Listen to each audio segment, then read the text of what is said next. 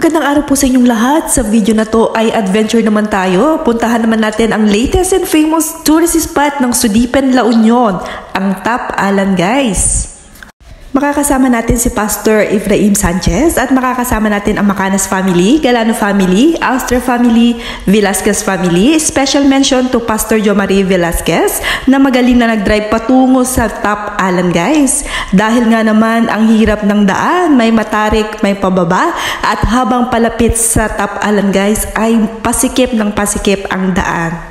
So yan, guys, kung mapapansin nyo, ang daan ay may paliko at paakyat. At kung ikaw naman ay galing Sudipen Plaza or Bangar Plaza, approximately 30 minutes lang po ang patungo sa Top Alan.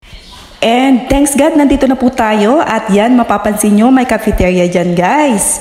Yan, welcome to Top Alan, guys. Ang isa sa pinagmamalaki ng Sudipen, La Union. Ang latest and famous tourist spot ng Sudipen, La Union. Top Alan, dahil nga naman nandito nga tayo sa tuktok ng bundok at makikita natin ang Bangar La Union, Sudipen La Union, Ilocos Sur at mountain ranges ng Cordillera region. At Alan naman for the late former mayor ng Sudipen La Union na asawa ni Madam Honorable Mayor Wendy Buking. Yan, guys, siya po yung nag-develop at owner po ng Top Alan at binigyan tayo ng pagkakataon para mag-relax, mag-enjoy, mag-adventure, mag-hike at iba pa. At higit sa lahat ay makita ang magandang tanawin. Paalala lang po, hindi po ako endorser ng Top Alan, guys. Sinishare ko lang po ang aming memorable adventure dito lang po sa Top Alan. Yan, guys, padami ng padami ang tao at marami pang dumarating. At yan, makikita nyo naman punong-puno ang mga sasakyan na padating. Meron pa sa tuktok ng jeep. Ayan. Talaga naman at tinadagsa ang Top Alan na to at gustong makita ang kagandahan dito po sa taas ng bundok.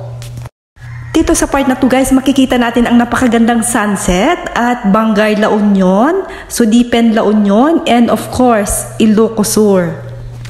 At syempre, sinusulit na rin natin ang pagkakataon at meron po tayong family picture time. Ayan. Kung ikaw ay isang nature lover, ay ma-appreciate mo talaga ang kagandahan ng sunset dito, guys. At kitang-kita mo naman ang mga bata ay napaka-excited sa adventure na to. Sa part naman na yan, guys, ay pwede kang mag-pictorial. Tara, guys, akyat pa tayo at tingnan natin kung anong makikita natin sa tuktok. Yan, guys, makikita nyo may inaakyatan din dyan, guys, at makikita ang buong view. Sa ilalim nito ay pwede ka rin magduyan. O diba si Kuya nakakatuwa kasi kasama din niya ang kanyang mga pets sa kanyang pag-a-adventure dito sa Top Alan. At yan, yung mga kids ay nag-enjoy na sa pagduduyan. At sa part na yan, guys, ay Ilocos Sur at Cordillera region na po sa part na yan.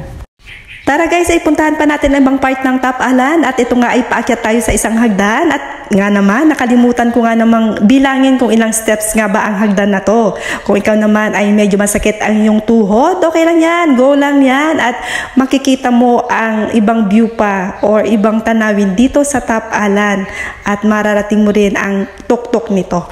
Yan, sa wakas na dito na tayo sa tuktok at mababasa natin dito where the mountain meets the sky.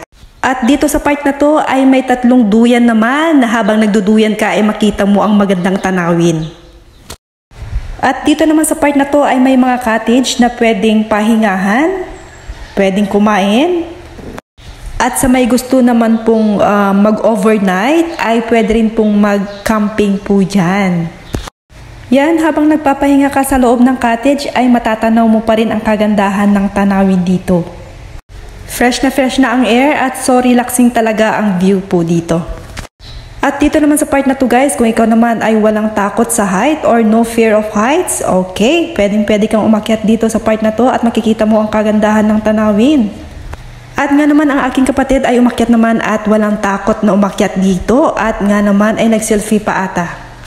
Kung makikita nyo ang building na yan, guys, ay accommodation po sa gusto pong mag-stay or mag-overnight po dyan. Sa mga nagtatanong kung mayroon nga bang entrance fee dito, meron pong 30 pesos lang, sulit na sulit, kayang-kaya ng bulsa at nag-enjoy ka pa. So sa mga kids na below 5 years old ay libre na. At ito nga, guys, ay pababa na po tayo. napagod na ang mga chikiting at nagutom na at maghahanap tayo ng table na makakainan. Nagbaon na rin po tayo na makakain dyan. Tara guys, kain po tayo! Yan guys, buong pamilya, spending your time, family bonding time ay priceless po.